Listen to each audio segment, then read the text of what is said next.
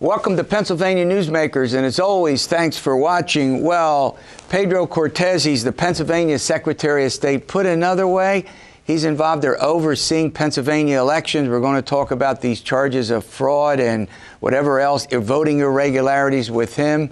But first, Steve Esack joins me from the Allentown Morning Call. The final days of this session of the Pennsylvania legislature. A couple of important things going on there. We'll be back with those and more after these words. This is Pennsylvania Newsmakers, a fast-paced, unrehearsed weekly discussion with and about the leaders who shape your world. And now, here's your host, Terry Madonna.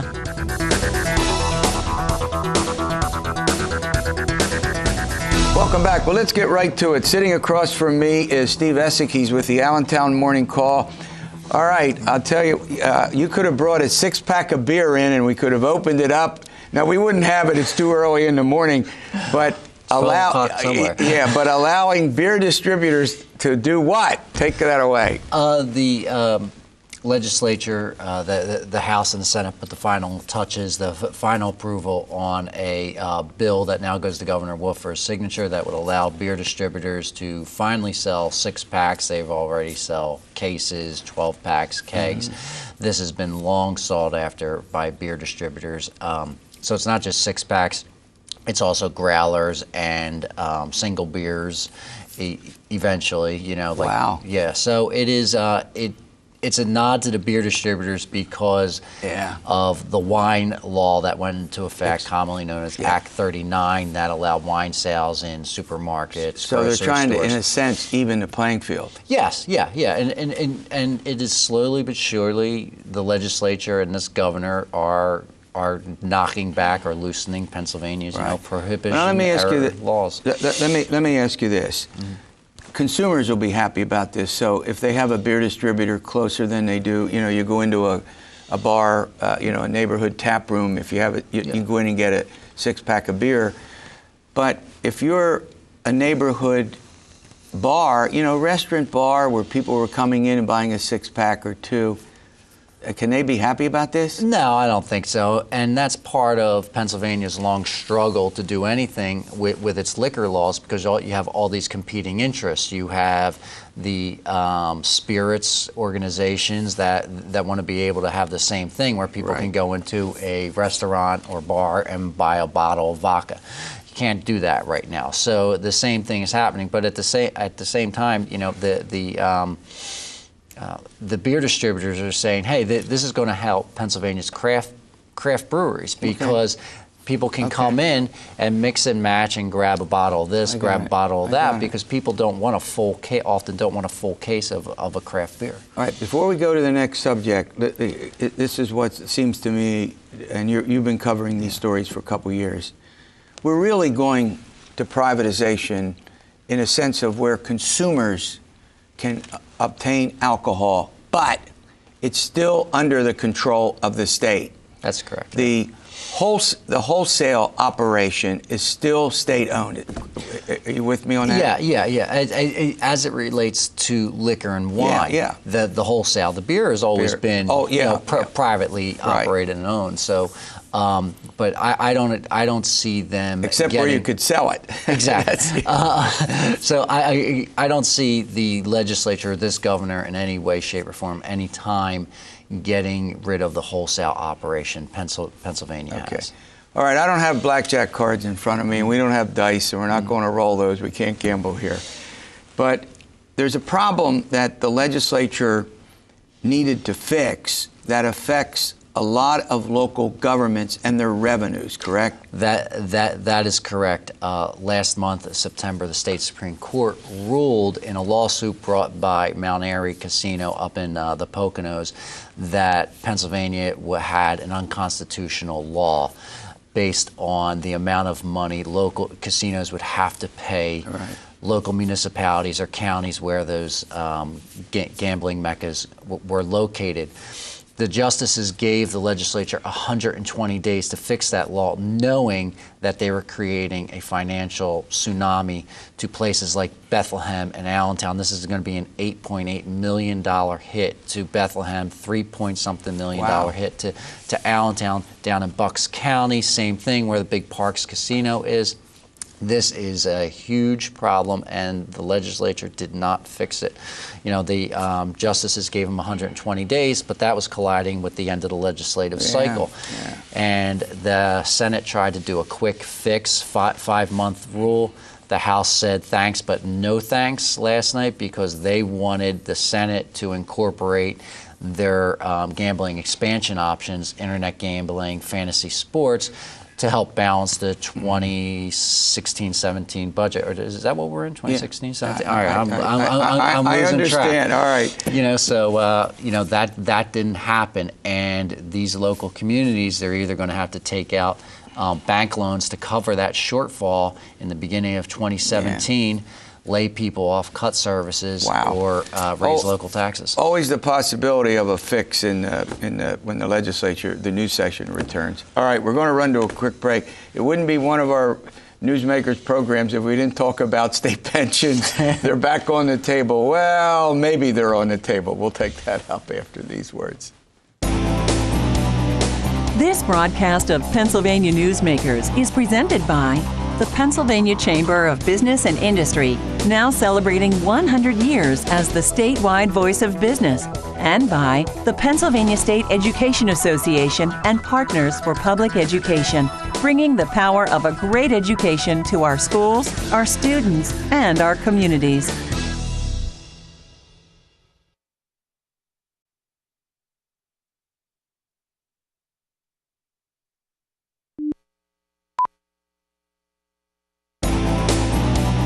This broadcast of Pennsylvania Newsmakers is brought to you by the Pennsylvania Highway Information Association, the go-to source to learn about transportation projects and issues.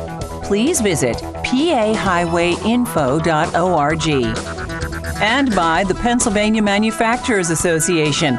Business in Pennsylvania is our business. Welcome back to the program. Steve Esack, he's with the Allentown Morning Call. He covers the Capitol, he covers state politics and more. All right, who knows what the exact debt is? 50 to 60 billion. I'll leave it at that. State pension debt, two big pension systems, one involving state employees, basically, the other school employees, public school employees. We've been working on it. They've been working on a fix in the legislature forever. To try to deal with that. So why did what was the latest fix, and why did it fail? It failed last night because the House couldn't generate enough votes with the Republican majority or with any Democrats. They got no votes among the 80-some Democrats in that chamber, and they got few votes from the Republicans. How many Republicans were willing to do that, I'm not sure. But the fix was put together this week in a special conference committee. It would have created a lot of three types of new pension systems for most new state employees and all new school district employees beginning in 2018. The incumbent lawmakers would have been excluded from this new system under longstanding court rule and pension law. And it also was supposed to exclude state-based law enforcement, corrections officers, state troopers, that sort of thing. Yesterday, being Wednesday, the State Troopers Association their lobbyists were all over the Capitol fighting tooth and nail against this bill. They believed it was going to hurt a longstanding arbitration ruling. That scared more Republican lawmakers at the last minute. So once the law enforcement weighed in, that proved to be even more difficult. So basically, there were what were they trying to do in it? They were trying to lift the risk associated with these pensions on taxpayers. As you know, the public employees get guaranteed pensions at a certain estimated rate of return, no matter what the economy does. So if the economy tanks, they're still going to get that estimated rate of return. That's that huge debt we're looking at. And the debt was created, as we know, because of the downturn in the economies, a couple of them, the Great Recession, as well lower as investment returns it by the funds. And as well as the infamous 2001 pension grab that did retroactive pension increases. That a lot of the state budget, school districts budgets, they're going to pay that back debt now. And the legislature, the Republicans, really want to be able to say, we lifted that risk from the taxpayers by putting public employees in more of a private sector 401k. Got it. And that has never been able to happen, in part because you have all these carve-outs. The state police don't want to be in it, corrections officers don't want to be in it, incumbent lawmakers don't want to be in it. So you have all these carve-outs, and that creates a lot of the problems. So Terry, you should point out that this would be taken care of. They could have fixed this. They could have had this huge political win back in December 2015. Yeah. But the House Republicans refused to vote on their own pension reform bill because that was all tied up in an overall budget package that would have raised us. So before I let you go, I have this question. It looks like that this is going to be pushed back. I mean, if they didn't do it now, they don't do this kind of thing at the beginning of a new session. You've been around and covering. This may take years to get resolved. Is that a fair statement? That is a fair statement. And Senate Majority Leader Jay Corman of Center County said as much last night in the rotunda. He said, it's dead right now, and he didn't know when it may come back again. All right, we're out of time. There are a couple other things I wanted to talk, but we'll have you back, and we'll get into more as the time goes on. All right, Secretary Pedro Cortés is coming on the program. He'll be on here in a minute or so. We're going to take this break, and then we're going to talk about election, fraud, abuse. We'll talk to the Secretary about what he thinks about it and what the state has done and what's being done in local municipalities, in counties, actually, to make sure that there isn't the kind of fraud that some people think exists out there. And we'll do all of that after these words. This broadcast of Pennsylvania Newsmakers is brought to you by the Pennsylvania Credit Union Association. Pennsylvania Credit Unions, where people are worth more than money. To find a credit union that is right for you, check out ibelong.org. And by the Energy Association of Pennsylvania, Pennsylvania's energy information source.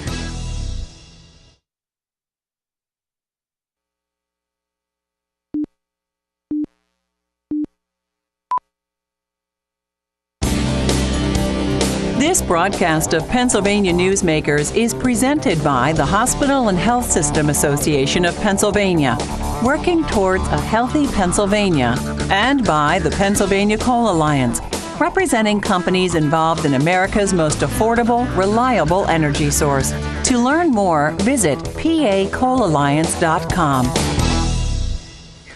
Welcome back. Joining me, as used to be the case when he was the longest-serving Pennsylvania Secretary of State, is Pedro Cortés. I mean, that seems like years ago now. It was only, about 4 or 5, and you served for more than 7 years, longest-serving Pennsylvania Secretary of State in the history of the Commonwealth, right? That's right, and I'm back. And you're back, yeah. Well, we're glad to have you on the program. All right, let's face it. You've had cabinet secretaries, regardless of party, always have controversies. Now the whole question is, every day you read something about voter fraud, voter intimidation.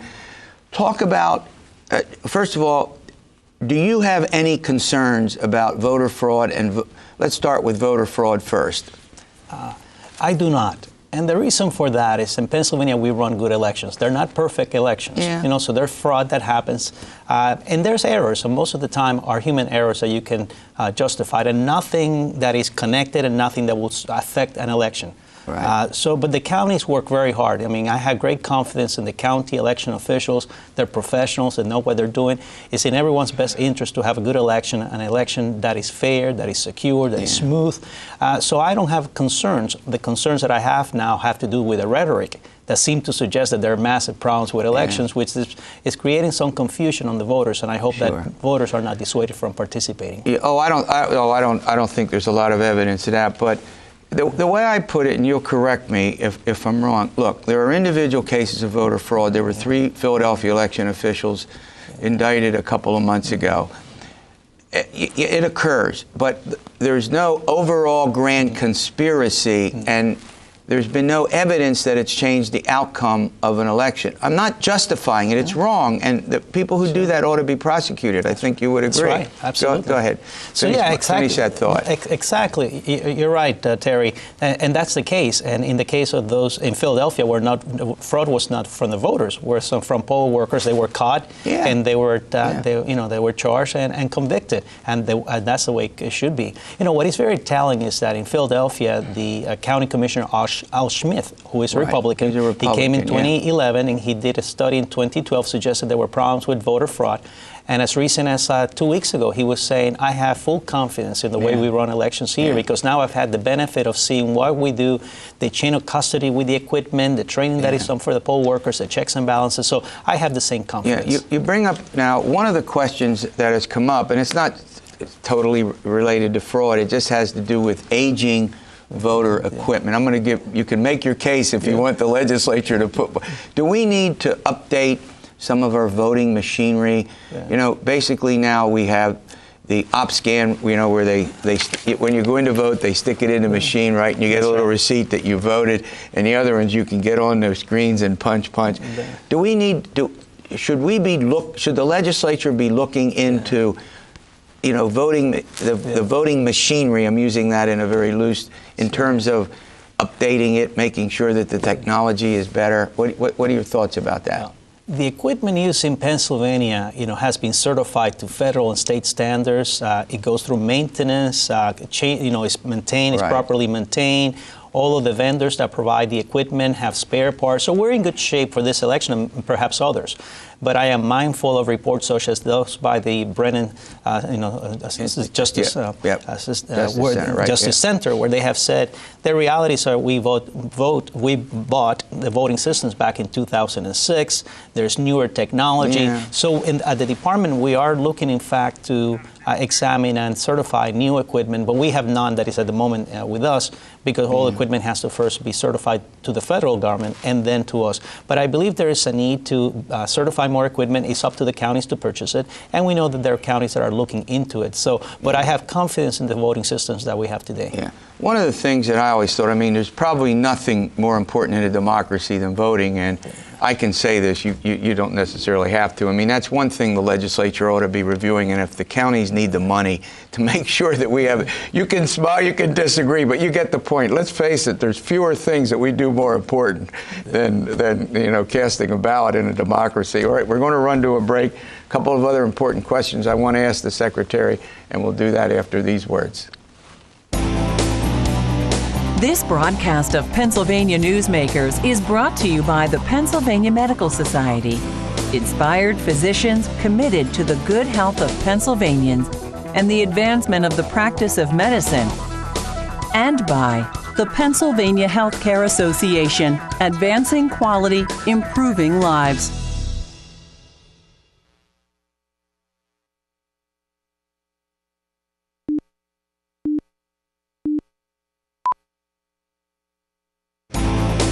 This broadcast of Pennsylvania Newsmakers is brought to you by the Pennsylvania Business Council and by the Pennsylvania Business Council Education Foundation. Welcome back. I'm chatting with Pedro Cortés. He's the Pennsylvania Secretary of State. All right, look, if there's one important question that I think, or answer that many of our viewers would like, is if you have any doubt about whether you're registered, about where you're polling, what should people do? So the best thing that all voters can do, and I will do it myself, is you go to votespa.com. Votespa.com is a Department of State's election website, and there what we're asking everyone is to confirm their registration, just to make sure they're properly registered, and we will tell you where's your polling place. And if you're not sure how to get there, we provide maps. And if you're a first-time voter who hasn't used the equipment in that county before, we even provide you voting videos, so you feel comfortable. Yeah. And we also, very important to remind first-time voters, because they're new registrants or because they're voting in that particular precinct for the first time, is that we still have a voter identification requirement only for first-time voters. Yeah, that's right. So let's repeat this. Yes. There was a law that had a number of state-approved voter IDs that was struck down by the courts. But if you're voting for the first time, finish my thought. That's Mr. right. Secretary. If you're voting for the first time in Pennsylvania because you're a new registrant or because you changed polling places, you still have to bring a form of identification. It can be a government-issue photo ID, but it could also be the voter registration card that you'll get as confirmation of registration from the county. It could be a college ID. It could be a pay stub from your employer. It could be a utility bill. So it doesn't have to be photo or government issue, but you have to bring something, because if you don't, then you may need to vote by provisional ballot. All right. Before I let you go, you go into a voting booth, and we have decentralized process for voting. Precincts, Philly, they call them divisions. That's right. You know, a couple hundred, maybe 1,000 or so people get to vote in there. And there are really sort of checks and balances that exist there. Talk a little bit about that. Well, what is important for everyone to understand is that your right to vote is paramount to all of us, so we want to make sure that your experience is positive. Right. So in terms of coming into the polling place within 10 feet of the entrance, nobody should do an electioneering and blocking your entrance, so you should be... I want you to make, in fact, I think there's a law, I forget what it is, but you're not allowed to campaign within, is it? 10 feet. 10 feet of the of the walls of the voting. That's right. That's a great point. So you can't come in there and hand that literature out. Go ahead, Mr. And then Secretary. once you get inside the polling place, it's an orderly process, never more than 10 voters at the same time, and you will find in there the elected judge of election, who's the person that is in charge of that precinct or division. You'll have a majority and minority inspectors. You may have watchers from the parties or the candidates, but it's a very orderly process. You'll come to the table, first-time voter, they'll ask you for identification. If not, everybody has to sign a ledger. That's how we confirm identity, because we have signature in place. Now, by the way, I remember I sign my name. That's right. When I go in to vote, and then they look at it. Yeah, that's right, because you provide your signature when you register, and from there, your name will be announced. And if everything checks, you'll go into the booth. It's private. You cast your vote, and you have a good experience, and you move on with your day. And what we're saying, if you have any questions or any concerns, bring them first to the attention of the judge of election, which has the authority to make determinations about appropriate behavior. And the Department of State has provided guidance to the counties, and we're making them available to the public and media to say these are the things that can happen and cannot. So the bigger point, again, there can be, some problems here and problems there. But because of this decentralized nature, where you're elected to be a judge or a majority or minority inspector, translation, usually you have a Democrat and a Republican. Yes. There's no grand conspiracy. There's not. And we have 9,100 polling places in Pennsylvania. Wouldn't that be a heck of a conspiracy? Yeah, so and they're professionals. So you may have issues, and sometimes there are questions. That's why the Department of State, working with the counties, puts so much energy in doing poll worker training. Okay, we're out of time. And report any irregularity. That's you make that point over and over again. Yes. It's great having you on. We'll talk to you soon. Always good to be. All right, we'll see you next week for another edition of Pennsylvania Newsmakers. And as always, stay well.